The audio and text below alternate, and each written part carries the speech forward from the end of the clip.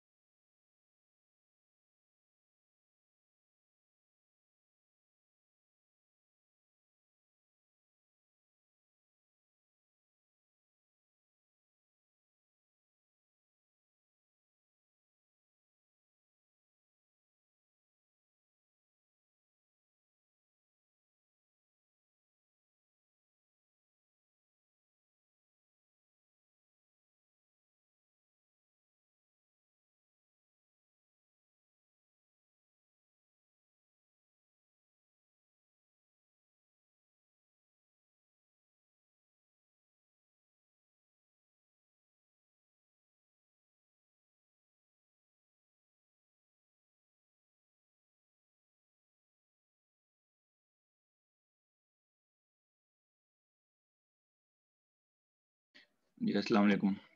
Start करते हैं मेरे ख्याल से, आज ज़्यादा वेट नहीं करते। वालेकुम सलाम।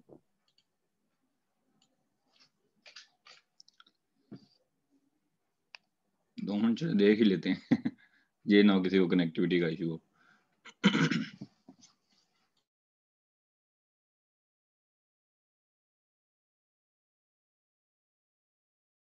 आप सब लोग ने विजुअल स्टूडियो इंस्टॉल कर लिया और कोई कोड लिखा है उसमें? यस सर, इंस्टॉल कर ली और वो फर्स्ट वाला आपने जो कराया था वो कर लिया। चलें, ये तो बहुत अच्छी बात है। लेक्चर भी पढ़ा है सब लोगों ने? एक क्विज ले लें आज।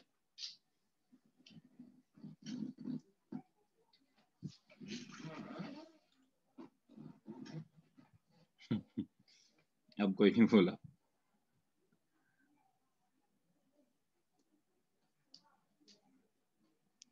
पिछले लेक्चर्स दोनों में से कोई सवाल हो किसी का?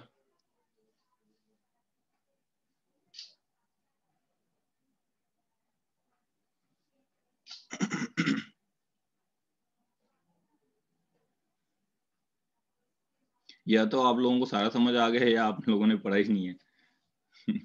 देखें, साथ साथ पढ़ें ताकि आसानी हो आप लोगों के लिए।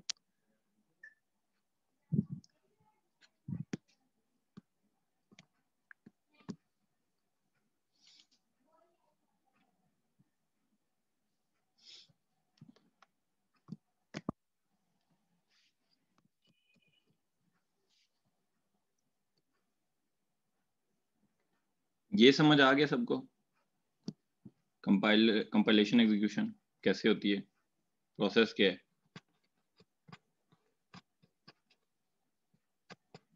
MSIL क्या होता है?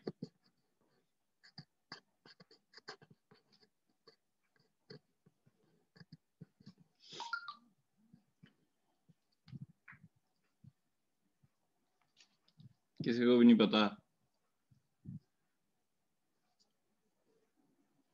JIT कंपाइलर क्या होता है?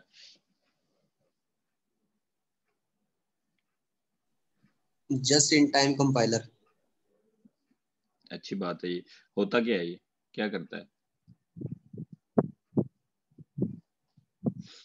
सर ये इंटरमीडिएट कोड को नेटिव कोड में कन्वर्ट करने के लिए यूज होता हाँ जी बिल्कुल सही कहा आपने। ये हेलो वर्ल्ड का प्रोग्राम है, ये बहुत बेसिक्स चीज़ें हैं। वैसे अगर आप लोगों ने कुछ प्रोग्रामिंग कोर्सेज पढ़े हैं तो ये बहुत आसान चीज़ें हैं।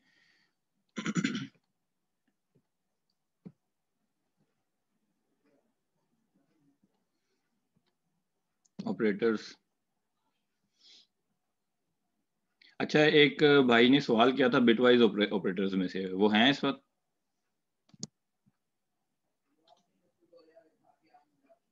बिटवाइज ऑपरेटर्स की एग्जांपल पूछे थे मुझे, बाद में एक और एग्जांपल भी, एक तो मैंने उनको बता दी थी कि इलेक्ट्रॉनिक्स वगैरह में यूज होता है, एक और एग्जांपल बाद में मुझे दिमाग में आई थी कि क्रिप्टोग्राफिक एल्गोरिदम्स होते हैं, उनमें भी ये यूज होते हैं। क्रिप्टोग्राफिक एल्गोरिदम्स में क्या होता है कि आपने डाटा ट्रांसफर करना है एक जगह से दूसरी जगह, तो उसमें शुरू में जो इनिशियल कुछ बिट्स होती हैं वो डाटा नहीं होती, वो मेटा डाटा होता है, डाटा से रिलेटेड। एक पैरिटी बिट होती है। रिकॉर्डिंग हुई है क्लास हो रही है। अपना माइक म्यूट कर दें प्लीज अगर कोई सवाल नहीं है। अच्छा, बिट्स में शुरू में जो बिट्स होती हैं वो मेटा डाटा होता है, उसमें से एक पैरिटी बिट भी कहलाती है। पैरिटी बिट ये होती है कि वो बताती है कि आगे जो नंबर ऑफ वंस हैं डाटा में वो इवन है या ऑड है। अगर नंबर ऑफ वंस इवन होंगे तो पैरिटी बिट 1 होगी, अगर नंबर ऑफ वंस ऑड होंगे तो पैरिटी बिट 0 होगी। ये एक किस्म की वेरिफिकेशन होती है कि जो रिसीवर एंड पे जब डाटा रिसीव हो तो वो उसको वेरीफाई कर सके कि ये डाटा पूरा कंप्लीट डाटा है या नहीं है, ठीक है, या इसमें कोई चेंजेस तो नहीं आए नेटवर्क में के दौरान, किसी टाइम पे किसी ने कोई अटैक किया हो या किसी भी किस्म का डाटा लॉस हुआ हो, तो कोई डाटा चेंजेस तो नहीं आए, तो रिसीवर एंड पे जब जाता है तो वो पैरिटी बिट से चेक कर लेता है कि नंबर वंस इसमें इतने ही हैं या नहीं। ठीक है, ये भी एक एग्जांपल है जब आप बिट्स से डील करते हैं तो।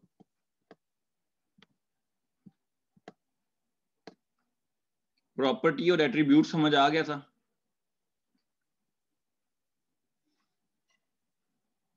प्रॉपर्टी तो बहुत आसान है, कोई भी वेरिएबल्स हम क्लास के बनाते हैं वो प्रॉपर्टी है। फॉर एग्जांपल बैंक अकाउंट की यहाँ पे एग्जांपल दी हुई है कि बैंक अकाउंट की क्लास बनाई तो उसमें जो बैलेंस है वो हमारी प्रॉपर्टी है, अकाउंट होल्डर का नेम वो भी हमारी प्रॉपर्टी है, ठीक है। तो ये तो प्रॉपर्टीज हैं उस क्लास की। अब एट्रीब्यूट्स क्या होते हैं? एट्रीब्यूट्स मैंने आपको बताया एक किस्म का मेटा डाटा है या एक्स्ट्रा इंफॉर्मेशन है, ठीक है, किसी भी मेथड या एट्रीब्यूट के लिए से रिलेटेड एक्स्ट्रा डाटा है। तो ये मैंने इसके नीचे एक एग्जांपल डाल दी जो कि उस टाइम पे नहीं थी, ये मैंने एग्जांपल डाल दिया। इसको मैं आपको अगर रन करके दिखाऊं मेरे ख्याल से तो ज़्यादा बेहतर रहेगा। वही वाली हेलो वर्ल्ड की ऐप खोल लेते हैं।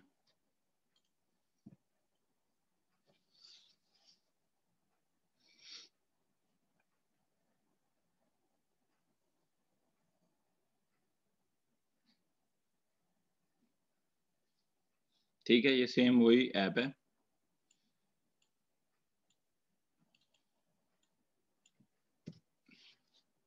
ये अब सेम वही ऐप है। इसमें मैंने वैसे और भी कुछ एक्सपेरिमेंट्स वगैरह किए लेक्चर प्रिपेयर करते हुए। अच्छा, इसमें अगर एक मेथड है,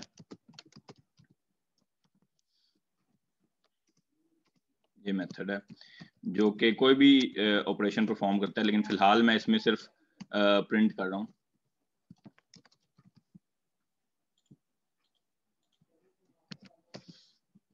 अब जब भी मैं यहाँ पे एक नई क्लास बना लेते हैं मेरे ख्याल से, यहाँ पे कंफ्यूजन ना हो जाए आप लोगों को।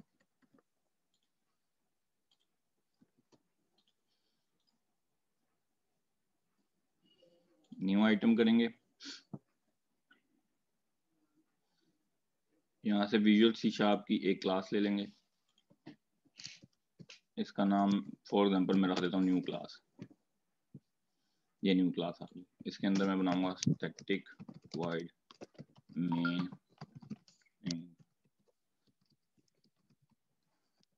आर्गुमेंट्स।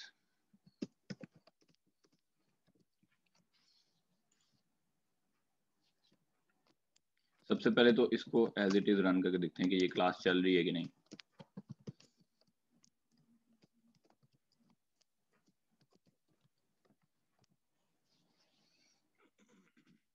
एरर, कोई बता सकता है ये एरर क्यों आया? ये एरर नीचे लिखे में,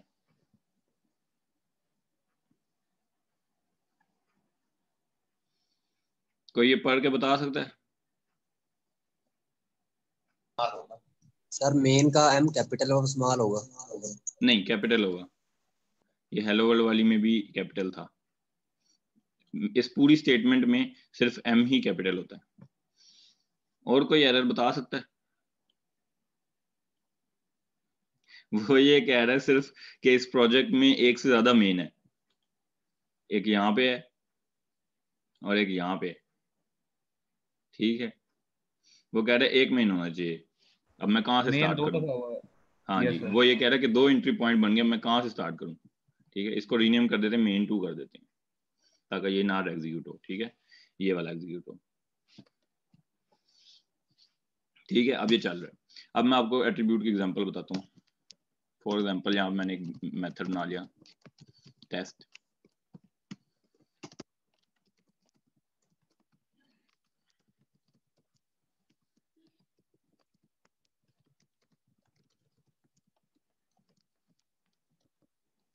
और एक मेथड बना लिया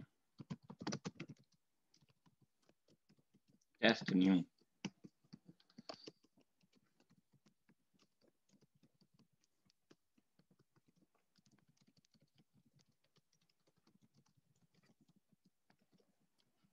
मैं यहाँ पे कॉल करता हूँ टेस्ट, एग्जीक्यूट हो जाना चाहिए, हो गया। लेकिन फॉर एग्जांपल मैं एक कोडर हूँ और मैं चाहता हूँ कि जब कोई भी मेरा ये कोड यूज करे तो वो ये मेथड ना यूज करे। मैं यहाँ पे एक एट्रीब्यूट बना देता हूँ चलिए, और इसमें लिख देता हूँ please don't use this method, use new one. ठीक है, और साथ में कर देता हूँ ट्रू। ट्रू का मतलब ये है कि ये यहाँ पे एरर देगा। ठीक है, ये एरर देगा। ये मैंने मेन में कॉल किया था, यहाँ पे एरर देना उसने शुरू कर दिया, नीचे यहाँ पे भी लिखा रहा है और यहाँ पे भी रेड हो गया। और एरर क्या है? Please don't use this method, use new one. ठीक है, अब कोई भी ये मेथड यूज नहीं कर सकता। अगर फॉर एग्जांपल मैं, क्योंकि ये मेथड ऑब्सोलीट हो गया, ठीक है, अगर मैं यहाँ पे फॉल्स कर देता हूँ कि एरर ना दे, तो वो इसको हमें वार्निंग देगा। नीचे अब वार्निंग होगी ये, ठीक है, ये जो येलो वाला सिंबल है इसका मतलब वार्निंग। ठीक है, अभी वार्निंग होगी कि please don't use this method, use new one. आप इसको रन तो कर सकते हैं अब, लेकिन ये एक वार्निंग है कि इसको यूज ना करें। ठीक है, इस मेथड के अगेंस्ट ये एक किस्म की हमने एक एक्स्ट्रा इन्फॉर्मेशन यहाँ पे डाल दी है। ठीक है, ऑब्सोलीट का एट्रीब्यूट डाल दिया। ठीक है, तो ये एट्रीब्यूट है और कोई भी क्लास के वेरिएबल्स होंगे वो हमारे प्रॉपर्टीज होंगे। ठीक है, ये बात समझ आ गई सबको? यहाँ पे ये एग्जांपल लिखी हुई भी है, ये मैंने लिख दी है यहाँ पे। ठीक है, सी शार्प कंट्रोल स्ट्रक्चर्स, आज हम यहाँ से स्टार्ट करते हैं। कंट्रोल स्ट्रक्चर्स होते क्या हैं? इसके नाम से कुछ थोड़ा बहुत जाहिर हो रहा है कि ये प्रोग्राम की एग्जीक्यूशन को कंट्रोल करने के लिए यूज होते हैं। ठीक है, आपने स्टेटमेंट्स जिस सीक्वेंस से लिखी है, आप उसका ऑर्डर थोड़ा सा चेंज करना चाहते हैं किसी कंडीशन की बेस पे कि ये हो तो ये वाली लाइन एग्जीक्यूट करनी है, अगर ये ना हो तो ये वाली लाइन एग्जीक्यूट करनी है। जो इस तरह के आपने डिसीजंस वगैरह लेके जो प्रोग्राम के एग्जीक्यूशन को कंट्रोल करना है, वो स्टेटमेंट्स कहलाती हैं कंट्रोल स्ट्रक्चर्स। ठीक है, सूडो कोड और फ्लो चार्ट क्या होता है? कोई बता सकता है? आपने पढ़ा होगा सॉफ्टवेयर इंजीनियरिंग में भी शायद फ्लो चार्ट, या कहीं और पढ़े हो। सूडो कोड ये होता है कि आप नॉर्मल इंग्लिश लैंग्वेज में प्रोग्राम का कोड लिखते हो जो, ठीक है, एग्जैक्ट सिंटेक्स नहीं होता वो प्रोग्राम का, आपकी उस लैंग्वेज का सिंटेक्स नहीं होता, इंग्लिश में आपने लिखा होता है। ठीक है, आर्टिफिशियल एंड इनफॉर्मल लैंग्वेज है। ठीक है, helps programmer to plan an algorithm similar to everyday English. ठीक है, एक्चुअल प्रोग्रामिंग लैंग्वेज नहीं है लेकिन इंग्लिश है। ठीक है, जब आप उसी सूडो कोड को ग्राफिकल वे में रिप्रेजेंट करते हैं तो वो फ्लो चार्ट कहलाता है। ठीक है, फ्लो चार्ट पता है आप लोगों को, या इसकी डिटेल में मैं ज्यादा जाऊं? यस सर, पता है फ्लो चार्ट। ठीक है, जो इसमें रेक्टेंगल होता है उसका मतलब है एक्शन, किसी किस्म का कोई एक्शन हो रहा है, कोई प्रोसेस हो रहा है, ठीक है। सर्कल्स का मतलब होता है कनेक्टर्स हैं, डायमंड्स का मतलब होता है डिसीजंस। इसके अलावा पैरेललोग्राम होता है इनपुट और आउटपुट के लिए, और इसके अलावा ओवल्स होते हैं, ठीक है, और भी इसमें सिंबल्स होते हैं। तो ये जो रेक्टेंगल हैं ये किसी भी किस्म के एक्शन या प्रोसेस को रिप्रेजेंट करते हैं। इसमें आप वेरिएबल डिक्लेरेशन भी डाल सकते हैं, असाइनमेंट स्टेटमेंट भी डाल सकते हैं। असाइनमेंट स्टेटमेंट मतलब a इज इक्वल टू 2+3, तो ये a को असाइन हो रही है वैल्यू, ठीक है। असाइनमेंट स्टेटमेंट भी डाल सकते हैं, मेथड कॉल भी कोई डाल सकते हैं, जैसे कंसोल डॉट राइट लाइन एक मेथड है राइट लाइन, ठीक है। इसके अलावा और भी कॉम्प्लेक्स स्टेटमेंट्स हो सकती हैं।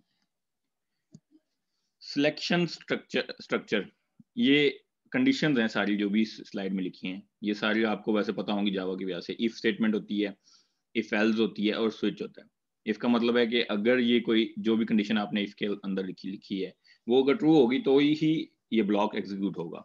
इफ एल्स का मतलब है कि अगर ट्रू है कंडीशन तो इफ वाला ब्लॉक एग्जीक्यूट होगा, एल्स का वरना एल्स वाला होगा, ठीक है।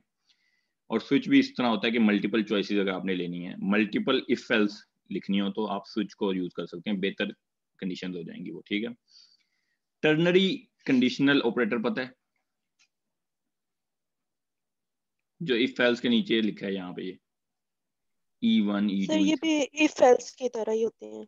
जी हाँ बिल्कुल। E1 की जगह पे आप कंडीशन लिखते हैं, A is equal to B, ये कंडीशन लिख दी मैंने यहाँ पे, ठीक है। अगर ये कंडीशन ट्रू होगी तो क्वेश्चन मार्क वाली जो स्टेटमेंट है, क्वेश्चन मार्क के बाद E2 ये एग्जीक्यूट होगी। अगर कंडीशन फॉल्स होगी तो कॉलन के बाद वाली E3 वाली स्टेटमेंट एग्जीक्यूट होगी, ठीक है।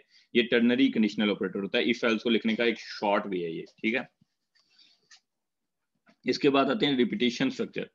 जितने भी लूप्स हैं वो रेपिटेशन स्ट्रक्चर कहलाते हैं। लूप्स का मतलब है कि रिपीटेडली आपने कोई स्टेटमेंट्स एग्जीक्यूट करनी है, ठीक है, बेस्ड ऑन सम कंडीशन, कि वाइल ये कंडीशन ट्रू है तब तक ये ब्लॉक एग्जीक्यूट हो, ठीक है। फिर उसके बाद डू वाइल है। डू वाइल भी वाइल की तरह होता है, लेकिन ये एटलीस्ट वन टाइम लाजमी एग्जीक्यूट होता है, क्योंकि इसमें डू का ब्लॉक पहले आता है और कंडीशन बाद में चेक होती है। तो जो पहले ब्लॉक आता है वो एक बार एग्जीक्यूट हो जाता है, उसके बाद कंडीशन चेक होती है, ठीक है। फिर फोर स्ट्रक्चर आता है कि for loop, for each loop पता है?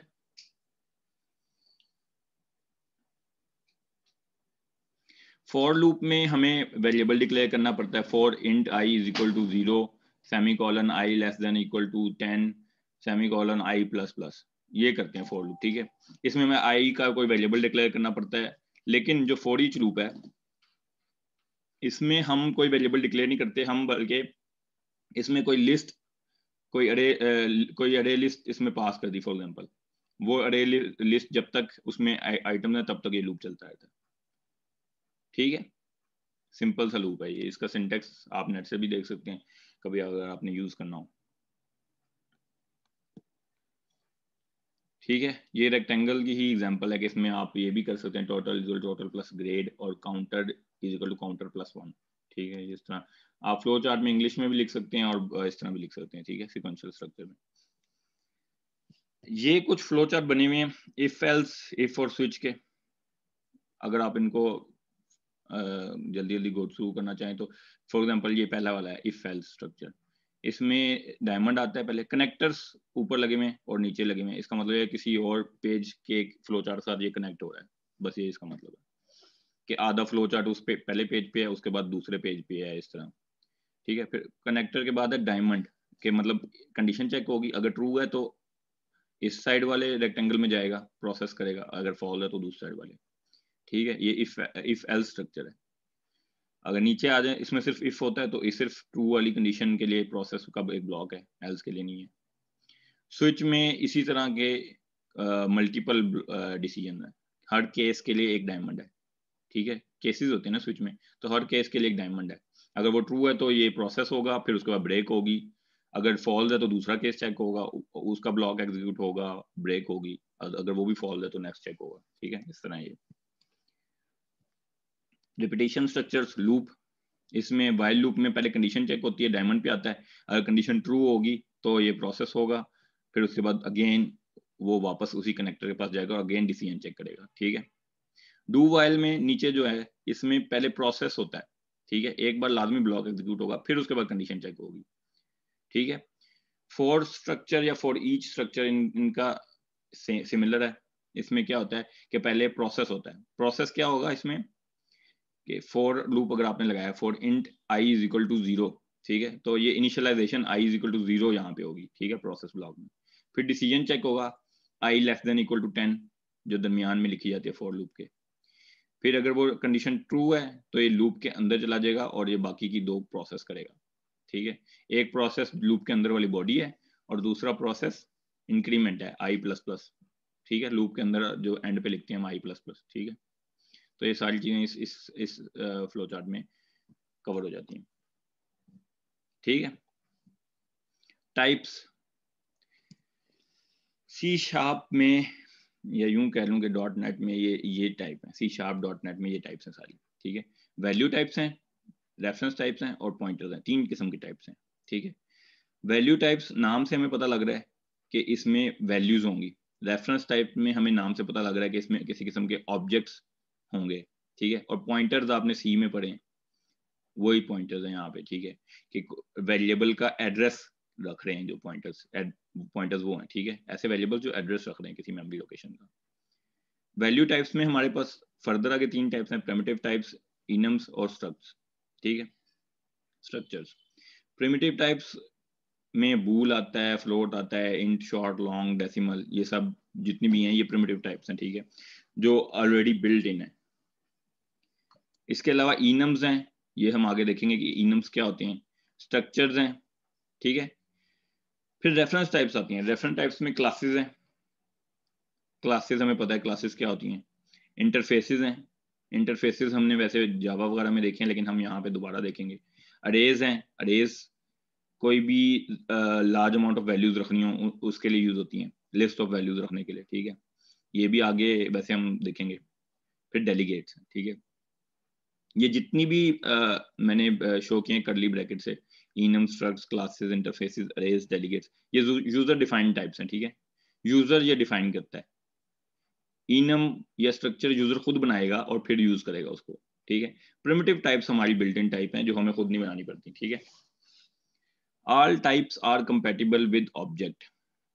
एक क्लास होती है ऑब्जेक्ट क्लास, जो कि आपको पता होगा जावा की वजह से कि सारी क्लासेस की पेरेंट क्लास होती है ऑब्जेक्ट क्लास। ठीक है, ये जितनी भी टाइप्स हैं यहाँ पे शो की, ये सब टाइप्स कंपेटिबल हैं ऑब्जेक्ट की क्लास के साथ। इसका मतलब क्या है कि ऑब्जेक्ट की क्लास बना के आप उसमें कोई भी वैल्यू डाल सकते हैं किसी भी और टाइप की। फॉर एग्जाम्पल,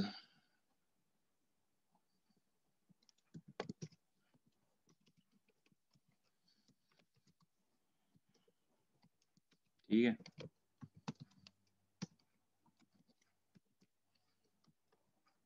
ठीक है, ये बात नजर आ गई। Int A is equal to 2 किया मैंने, फिर ए को की वैल्यू ऑब्जेक्ट को साइन कर दी, ये मैं कर सकता हूँ। ठीक है,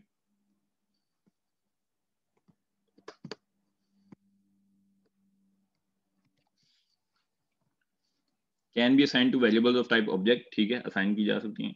all operations of type object are applicable to them, यानी कि टाइप ऑब्जेक्ट जो है ऑब्जेक्ट क्लास, उसमें जितने भी मेथड्स होते हैं वो इस पे एप्लीकेबल हो जाएंगे। इसके अलावा जितने भी ऑपरेशंस आप उस पर परफॉर्म कर सकते हो वो सब यहाँ पे एप्लीकेबल हो जाएंगे। फॉर एग्जाम्पल, ये मैंने इसको साइन कर दिया, इसके बाद मैं ये कर सकता हूँ ऑब्जेक्ट डॉट टू स्ट्रिंग। ठीक है, ये मेथड मैं कॉल कर सकता हूँ।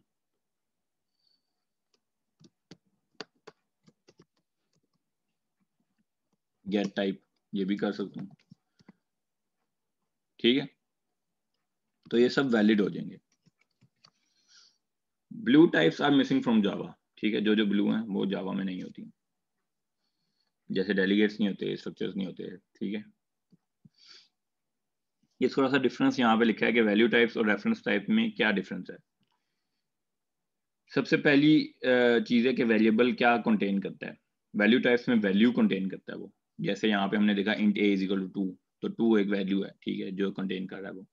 फिर रेफरेंस टाइप्स में रेफरेंस कंटेन करता है, ये हम देख चुके हैं कि ऑब्जेक्ट जाता है हीप में और उसका रेफरेंस जाता है एक वेरिएबल में जो कि स्टैक में होता है। ठीक है, तो रेफरेंस जाता है उसके वेरिएबल में। ठीक है, स्टोर कहाँ होती है वैल्यू टाइप? स्टैक पे स्टोर होती हैं। या किसी क्लास के अंदर अगर आपने वेरिएबल बनाया तो उसके ऑब्जेक्ट के अंदर होंगी, ठीक है। और रेफरेंस टाइप कहाँ स्टोर होती हैं? हीप में, ये हम पहले भी देख चुके हैं। जब आप इनिशियलाइज करते हैं तो क्या होता है, तो वैल्यू टाइप्स की कुछ इनिशियल वैल्यूज हैं, जैसे बूल अगर वेरिएबल है आपने यूज किया तो उसकी डिफॉल्ट टाइप होगी फॉल्स, इंट यूज किया तो उसकी 0, ठीक है, स्ट्रिंग होगा तो कैरेक्टर होगा, इस तरह। रेफरेंस टाइप्स की डिफॉल्ट वैल्यूज होती है नल, ठीक है। अगर आपने कोई वैल्यू नहीं रखी, अभी आपने सिर्फ वेरिएबल बनाया तो उसकी डिफॉल्ट टाइप होगी, डिफॉल्ट वैल्यू होगी नल, ठीक है। असाइन क्या होता है, वैल्यू टाइप्स जब आप असाइन करते हैं तो वो कॉपी करता है वैल्यू को, ठीक है। जैसे यहाँ पे नीचे एग्जांपल भी लिखी है, int I is equal to 17, int J is equal to I करेंगे तो 17 जो वैल्यू है वो कॉपी हो जाएगी जे के अंदर, एग्जैक्ट वैल्यू कॉपी हो जाएगी, ठीक है। लेकिन रेफरेंस में जब आप ये काम करते हैं तो वैल्यू कॉपी नहीं होती, रेफरेंस कॉपी होता है। For example string S is equal to hello है ये, ठीक है।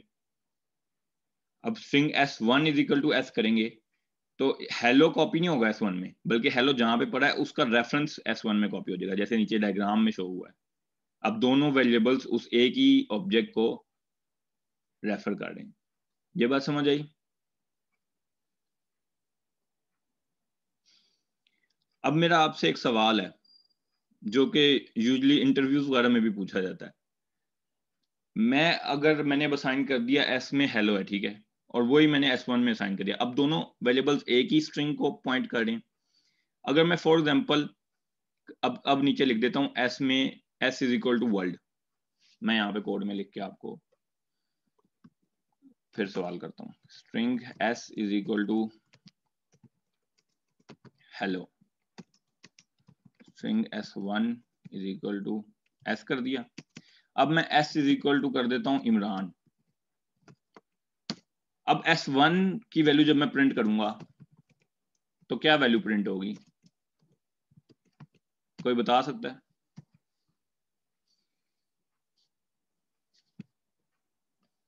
ये बाकी चीजें ऊपर से काट देती हैं, चलें बताएं। अब क्या S1 की वैल्यू प्रिंट होगी?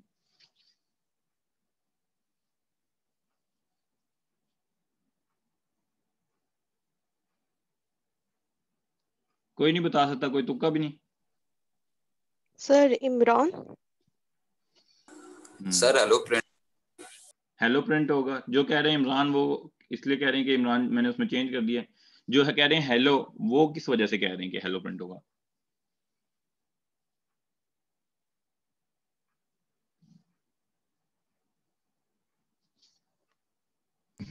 सर आपने S1 को ऐसा साइन किया हुआ है ना?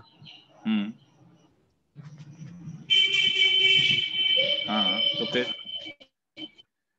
उसके बाद मैंने एस में चेंज भी कर दिया।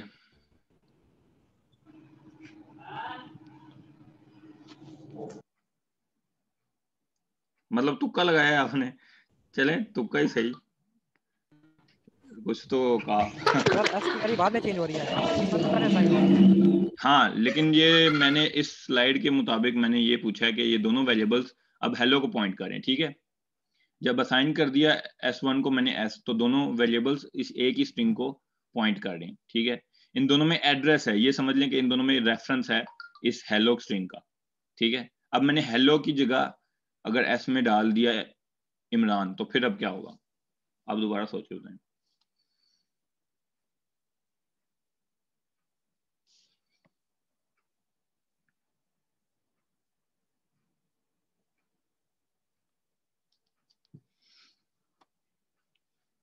जिन्होंने कहा है हेलो, उन्होंने कहा तो ठीक है लेकिन उनको इसकी वजह नहीं पता।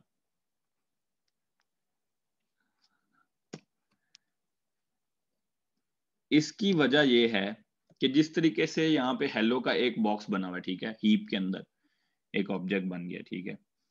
S1 और S दोनों इसको पॉइंट कर रहे हैं। जैसे ही मैंने S में इमरान डाला तो इसी तरह का एक और हीप के अंदर रेफरेंस बन जाएगा इमरान का, और S उसको पॉइंट करना शुरू हो जाएगा, S का एरो उधर चला जाएगा इमरान पे, ठीक है। तो अब S पॉइंट कर रहा है इमरान को और S1 पॉइंट कर रहा है हेलो को। समझ आई बात की?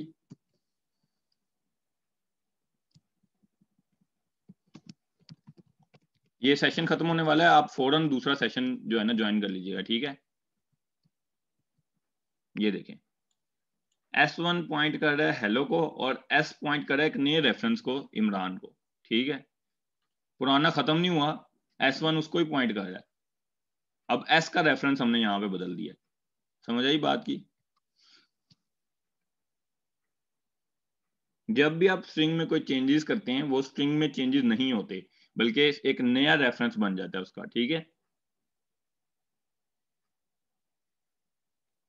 एक नया रेफरेंस बन जाता है हीप में। ये बात समझ आई?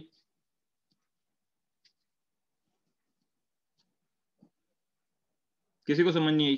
कोई सवाल ही कर लें फिर, क्या क्या चीज समझ नहीं आई?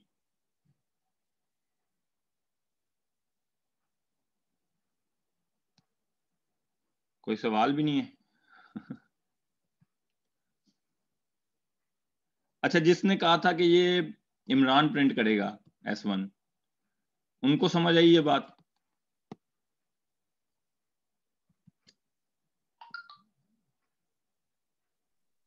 यस सर, समझ आ गई। समझ आ गई, चलें अच्छी बात है। एक बंदे ने भी अगर ये कह दिया तो बस काफी है, बाकी तो क्योंकि बोल ही नहीं रहे, कोई सवाल भी नहीं कर रहे, ठीक है। तो जब भी आप स्ट्रिंग में कोई चेंजेस करेंगे एक नया रेफरेंस क्रिएट हो जाता है हीप में, और वो वेरिएबल उसको पॉइंट करना शुरू हो जाता है नए रेफरेंस को, ठीक है। पुराना वहीं पे रहता है, या पुराने को कोई और अगर वेरिएबल रेफर कर रहा है तो वो भी उसको करता रहेगा, ठीक है। इनम्स, अब इनम्स क्या होते हैं? लिस्ट ऑफ नेम्ड कॉन्स्टेंट्स, ठीक है। कांस्टेंट क्या होता है? जिसकी वैल्यू चेंज नहीं होती, आप एक वैल्यू असाइन कर देते हैं शुरू में और वही value throughout the program उसकी वही वैल्यू रहती है, ठीक है। ये कांस्टेंट होता है। अगर आपने मल्टीपल कांस्टेंट्स बनानी है, ज्यादा सारे, और वो भी एक ही टाइप के बनाने, फॉर एग्जांपल कलर है मेरे पास, कलर के मैं बनाना चाहता हूँ red, blue, green, black, white, ये सब बनाना चाहता हूँ, तो मैं इतने सारे अलग अलग कांस्टेंट बनाने के बजाय एक इनम बना दूं कलर, और उसमें बना दूं रेड, ब्लू, ग्रीन, ठीक है। तो इसमें ऑटोमेटिकली उनको इंटीजर वैल्यूज असाइन होंगी। रेड की वैल्यू है 0, ब्लू की वैल्यू है 1, ग्रीन की वैल्यू है 2, ठीक है। तो ये लिस्ट ऑफ नेम्ड कॉन्स्टेंट्स है। आपको कॉन्स्टेंट्स को हैंडल करने में आसानी होगी, बहुत सारे कॉन्स्टेंट्स अलग से नहीं बनाने पड़ेंगे, एक ही जगह बना लिए, और उनको हैंडल करने में भी आसानी होगी, ठीक है। एक्सेस का एक, अगर मैं चाहता हूं कि इनकी वैल्यू 0, 1, 2 ना हो, कुछ भी और वैल्यू हो अपनी मर्जी की मेरी, तो मैं वैल्यू खुद से साइन भी कर सकता हूँ। जैसे अगला इनम है एक्सेस, पर्सनल को वैल्यू दे दी 1, ग्रुप को वैल्यू दे दी 2, और ऑल को वैल्यू दे दी 4, ठीक है। बीच में 3 मैंने छोड़ दिया, ऑल को वैल्यू दे दी 4, और स्टार्ट भी मैंने 1 से किया। अपनी मर्जी की वैल्यूज भी आप दे सकते हैं। इसके अलावा इंटीजर वैल्यू के अलावा आप इसकी टाइप भी बदल सकते हैं। जैसे यहाँ पे बाइट, एक्सेस 1 की टाइप है बाइट, ठीक है। इंटीजर में तो हमारे पास, हमें पता है लग गया आपके, इंटीजर में दो होती हैं, एक शॉर्ट हुआ तो इंट 16 होगा, अगर नॉर्मल इंटीजर हुआ तो उसका इंट 32 होगा, ठीक है। लेकिन बाइट जो है सिंगल बाइट पे होगा, तो ये डाटा टाइप जो है, तो इसकी बाइट पे भी हम कर सकते हैं, इस डाटा टाइप चेंज भी कर सकते हैं। अच्छा, ये तो होगी डेक्लेरेशन। अब यूज कैसे होगा? मैंने एक वेरिएबल बनाया कलर C और इक्वल टू कर दिया कलर डॉट वाइट। तो कलर डॉट वाइट यहाँ पे लिखा हुआ तो नहीं, लेकिन अगर फॉर एग्जांपल आगे एक और होता कलर डॉट वाइट, उसकी वैल्यू 3 होती, ठीक है। तो वो वाली वैल्यू इसमें असाइन हो जाएगी कलर C में, ठीक है।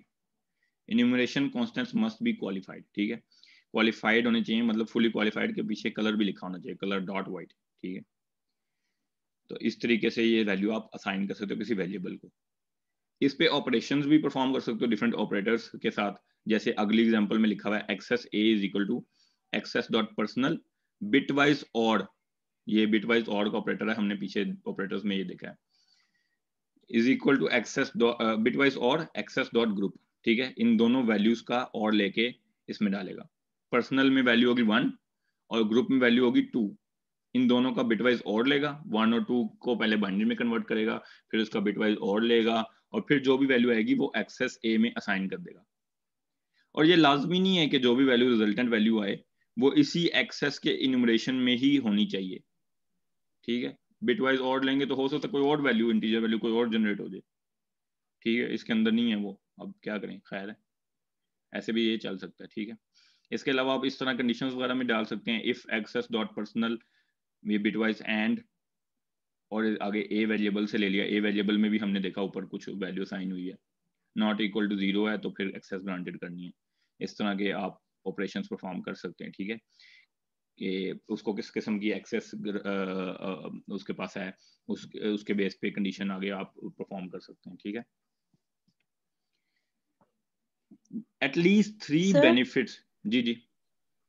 सर जो आपने पिछली स्लाइड्स थी सर, हम्म उसमें आपने जो पहला लिखा हुआ था इनम कलर वाली जो है डेटा टाइप, जी सब जी। जार आपने कलर डॉट वाइट किया तो उसने 0 1 2 3 स्टोर किया, उसने वही स्ट्रिंग क्यों नहीं डिस्प्ले कराया? मतलब अगर वाइट होता तो वाइट को क्यों नहीं शो कराया उसके अंदर? क्योंकि इसको ये कैसे पता चलेगा हाँ ये जी, स्ट्रिंग है? क्योंकि ये इनकी जो जितने भी इनम है इनकी वैल्यू यहाँ पे अगर आपने कुछ भी नहीं लिखी तो ये इंटीजर वैल्यू होती है, ठीक है। ये किस्म के आप ये समझ सकते हैं 3 वेरिएबल हैं, रेड ब्लू ग्रीन, इनकी वैल्यू क्या है 0 1 2, ठीक है, ये इनकी वैल्यूज हैं।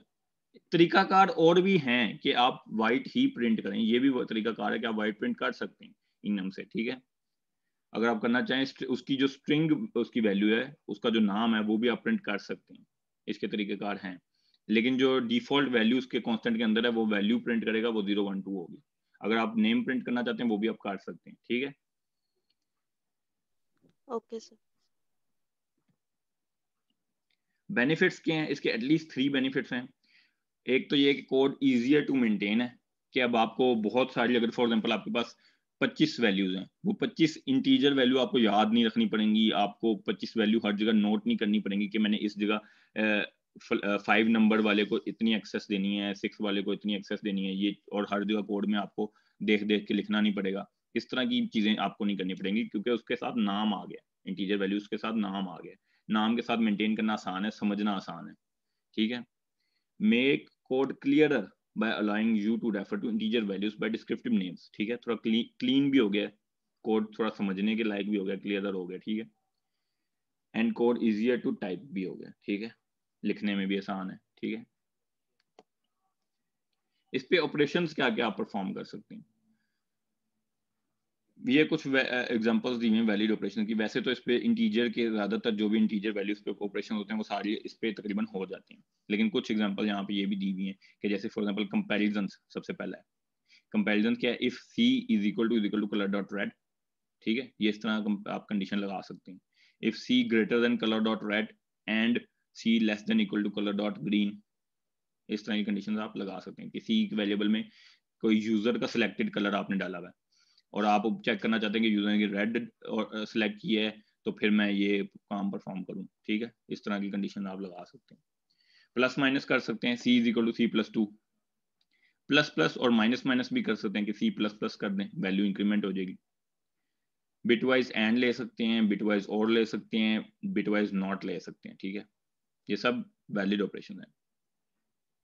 The compiler does not check if the result is valid enumeration value. ये मैं आपको पहले ही बता दिया कि लाजमी नहीं है कि आप ऑपरेशन के बाद जो वैल्यू आए वो भी उस इनम के अंदर प्रेजेंट हो, ठीक है। तो कंपाइलर ये बात चेक नहीं करता कि वैलिड इन्यूमरेशन वैल्यू तो आएगी या नहीं आएगी, ठीक है। Enumerations cannot be assigned to integer and vice versa except after a typecast, ठीक है। टाइप कास्टिंग ये होती है कि एक डाटा टाइप को आप कन्वर्ट करते हैं दूसरी डाटा टाइप की वैल्यू में, ठीक है। फ्लोट को आप इंटीजर में कन्वर्ट कर सकते हैं, लेकिन उसके बाद जो उसकी वो होंगे डेसिमल प्लेसेस होंगे वो रिमूव हो जाएंगे, ठीक है। इस तरह टाइप कास्टिंग लेकिन आप कर सकते हैं। तो इंटीजर इन्यूमरेशंस को आप असाइन कर सकते हैं इंट को इन्यूमरेशंस में भी असाइन कर सकते हैं, लेकिन टाइप कास्टिंग के बाद, ठीक है। अगले सेशन में आप ज्वाइन हो जाए, 1 मिनट रह गया, इसके बाद अगले सेशन में ज्वाइन हो जाए, फिर आगे कंटिन्यू करते हैं।